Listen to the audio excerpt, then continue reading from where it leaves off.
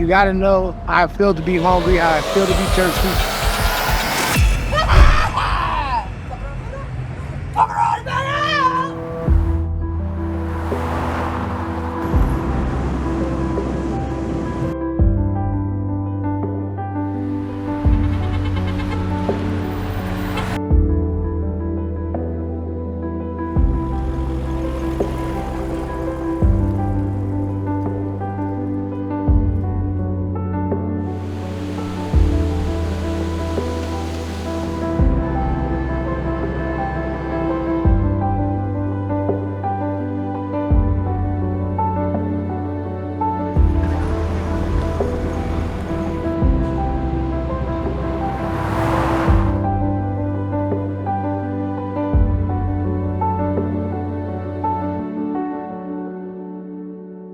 I'm currently homeless.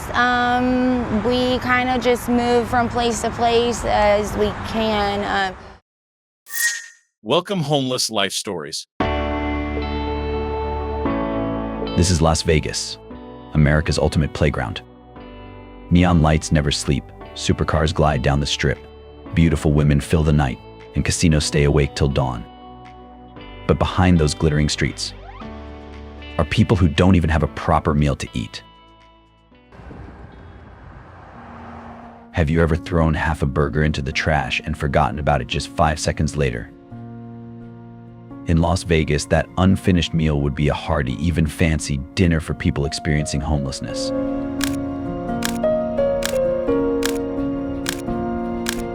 Each year, more than 40 million visitors pour into the city in search of luck and bright lights, while around 7,900 people in Clark County have no stable place to sleep. Nearly 4,200 of them are living outdoors in the dust, in parking lots, and right at your feet. So why has the brightest city in America become a place where what one person discards is the only thing keeping someone else from going to bed hungry? If you believe that no one's dinner should depend on another person's leftovers, follow us. Hit like so this post doesn't get lost, subscribe to the Homeless Life Stories channel, and tell us in the comments, what would you do if this were your city? Because sometimes the first step toward change is simply refusing to look away. We lost everything and we had no tent or nothing, so I had to do something to keep us warm. Chapter 1. The Two Faces of the City. At 7 p.m., the strip feels like another planet. Heat rises off the asphalt as fountains dance. LED screens sell jackpots, and rideshare lines curl around casinos hiring by the hundreds. Las Vegas has been one of America's fastest-growing metros for years. The valley has swelled past 2.3 million residents, pulled in by service jobs, construction, and the promise that anyone can make a fresh start here. Drive 10 minutes off Las Vegas Boulevard and the skyline shrinks in the rear view. On the same arterial road where tour buses drop off high rollers, a motel with peeling paint rents weekly rooms to people who are one missed paycheck away from losing them. Median asking rents across the valley sit around $1,200 to $1,500 a month, after spiking sharply in the last few years.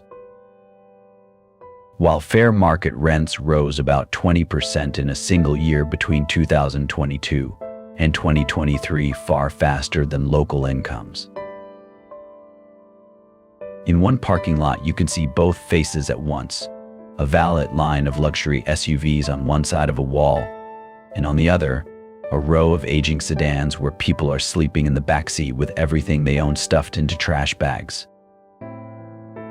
A former line cook sits on a milk crate behind a casino he used to work in and tells us quietly, "I used to clock in through that door, now I just hope security doesn't move me along." Development has turned Las Vegas into a global attraction, but when you look closely at the cracks in the pavement, you see something else. A foundation straining under the weight of its own success. How am I not a human being? How do I not have rights? It's the worst thing in the world is being homeless. Chapter 2. The Invisible Faces of the Booming City. Morning in a worker's parking lot feels different than the strip at night. The air is dry and still. The only sound, the low hum of highway traffic and the soft knock of someone checking if a neighbor in the next car is awake.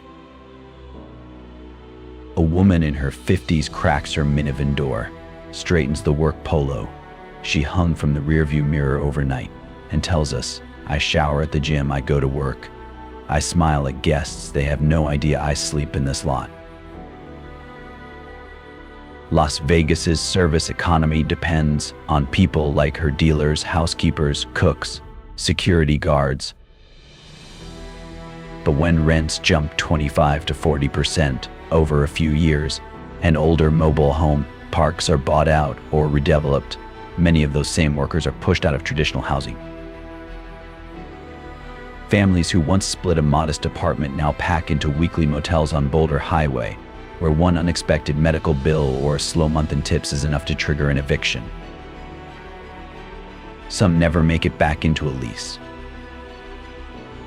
Others, especially older residents on fixed incomes, drift into RVs and pickup trucks parked behind big box stores, hoping they won't get tagged and towed.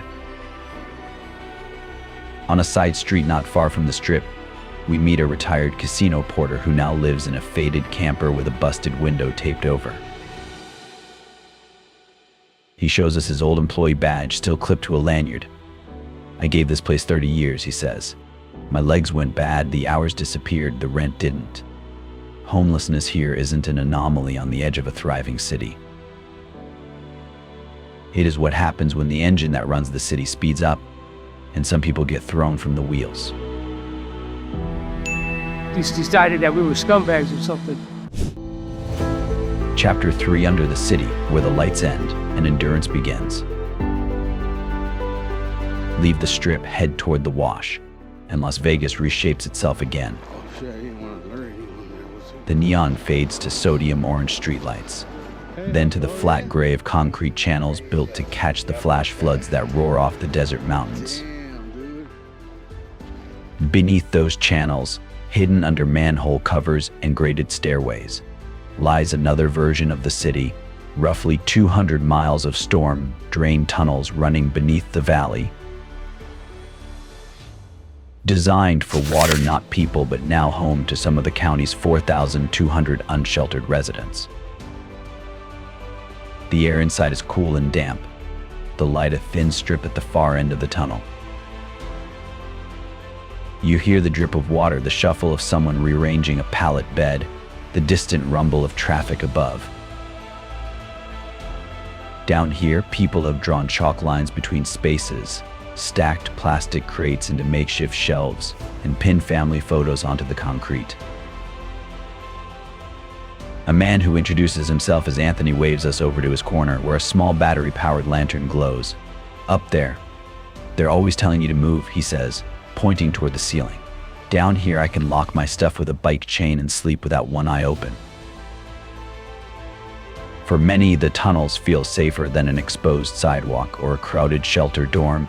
There's a measure of control, a community that polices itself against theft and violence. But the price of that safety is constant risk. In summer monsoon season, a storm miles away can send a wall of water roaring down the concrete, filling walkable tunnels in minutes.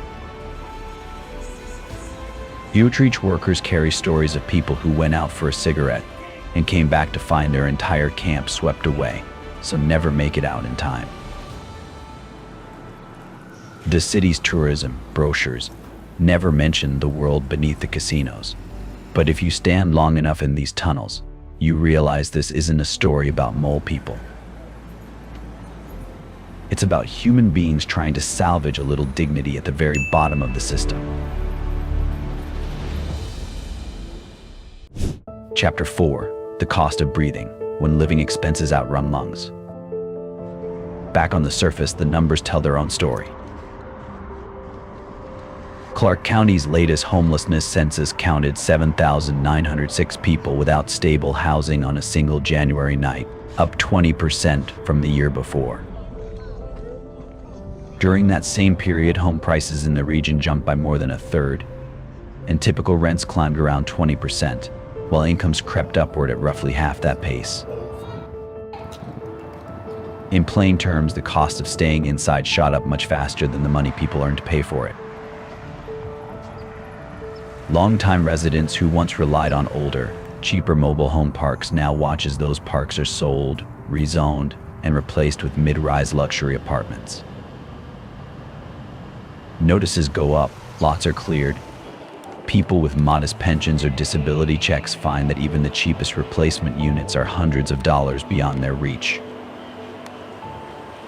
We sit with a retired hotel housekeeper who now sleeps in a sedan parked near a warehouse district. Her Social Security check, she tells us, is almost the same as my rent used to be back when it was affordable. When her landlord raised the rent again, she had a choice: pay the increase, stop buying medication, or leave. I packed what I could, she says. I thought it would be temporary. That was 8 months ago. In debates about homelessness, the word lazy comes up more often than fair market rent or housing inventory. Yet the county's own data shows a housing market sprinting ahead while incomes jog to keep up. The crisis on the sidewalks and in the tunnels isn't just about individual effort. It's what happens when the game is priced so high that even people who keep showing up to play are gradually pushed off the table. Chapter 5: Shelters and the Promises That Never Quite Land. On paper, Clark County has added shelter beds, including newer non-congregate options like hotel rooms and smaller facilities designed to feel less like barracks. On a cold desert night, a bed indoors can be the difference between waking up tired and not waking up at all. But on the ground, the story is more complicated than bed available, problem solved. We join an outreach team as they circle a camp by a railroad spur. They offer rides to a shelter, explain the rules: curfew, bag limits, no pets, and no partners staying together in the same room. A man in his 30s, sitting on a plastic chair outside a small tent, shakes his head. Last time I went in, he tells us, my backpack disappeared. That was my ID, my birth certificate, my mom's picture. Out here I might be rough, but at least I know where my stuff is. Inside some shelters, staff are stretched thin. One worker might juggle and take security and conflict mediation for dozens of traumatized residents. Fluorescent lights stay on late, noise echoes, people with PTSD or psychosis struggle to rest. A bed is technically available, but the environment feels less like refuge and more like another place to brace yourself. Until the system learns to see that difference, shelters will continue to be both lifelines and reminders of how far the city still has to go.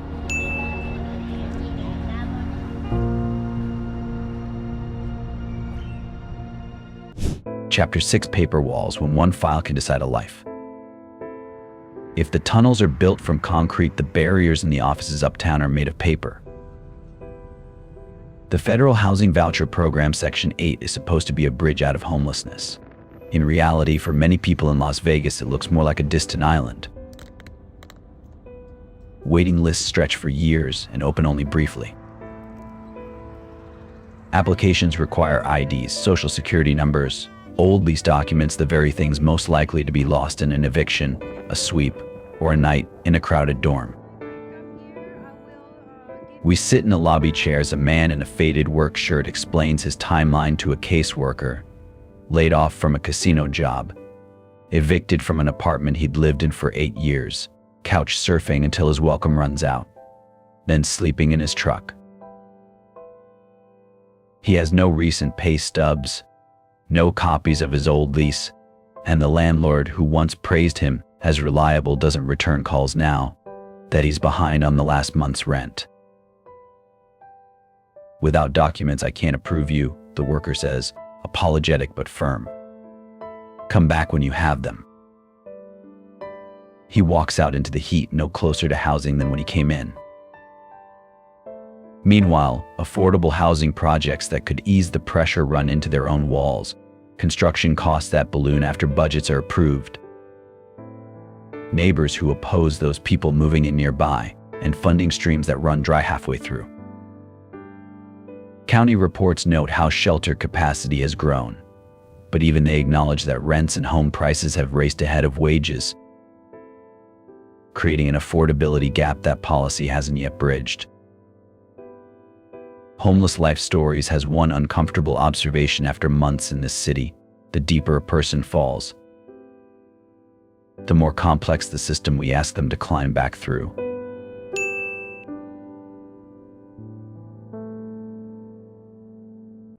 Chapter 7: What Homeless Life Stories Sees Behind Closed Doors. If you only glance from a car window, it's easy to accept the simplest story. People on the streets must have chosen this. But after you spend nights in flood channels and mornings in parking lots, that storyline falls apart. Out here, we see discipline, not chaos. A man in the tunnel sets an alarm on a cheap watch so he can take medication at the same time every day. A woman who sweeps the area around her tent with a broken broom handle, muttering, "If I don't keep it clean, nobody will." Communities form in the shadows. One person tapes handwritten notes to a support beam, warning neighbors about impending storms. Another shares a phone so folks can call family once a week. Someone else organizes a rotation to walk an older resident with a cane up the steep stairs to daylight. In one camp, a man who has been unsheltered for 6 years tells us, "We don't have much, but we've got each other." That's still something. From the vantage point of Homeless Life Stories, homelessness in Las Vegas is less a personal failure and more like a mirror held up to the city's moral health. The Clark County data shows that people without housing are still less than 1% of the total population, yet their numbers are rising. And the disparities are sharpest among Black residents, who are heavily overrepresented in the homeless count compared to their share of the general population. The market may be booming, but a city that leaves thousands sleeping in drains and deserts has a different kind of deficit it rarely measures.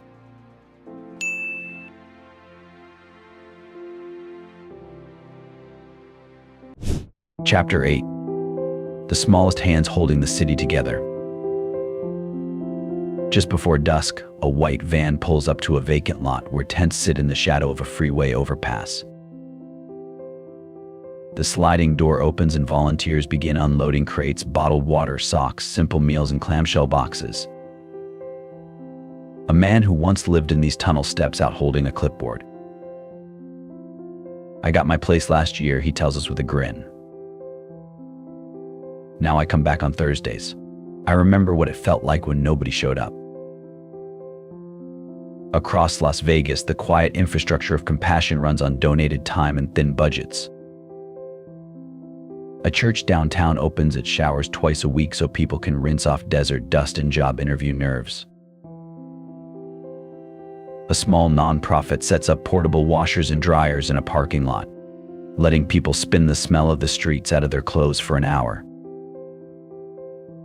Street medicine teams from local hospitals or universities make rounds with blood pressure cuffs and wound care kits, treating infections before they turn into amputations or worse. Conclusion: what Las Vegas is really trying to tell us. Every one of these lives is a message, if we're willing to hear it. A city is only as strong as the people it refuses to abandon.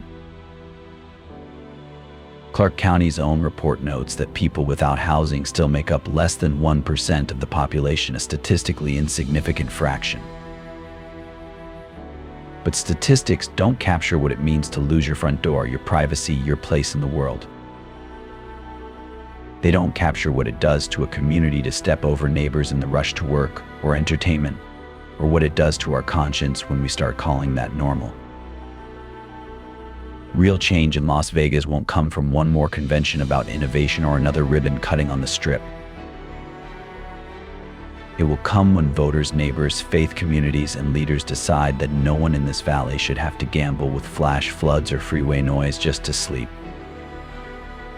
It will come when building housing is treated with the same urgency as building resorts, and when the phrase resource center means more than a brochure and a waiting list.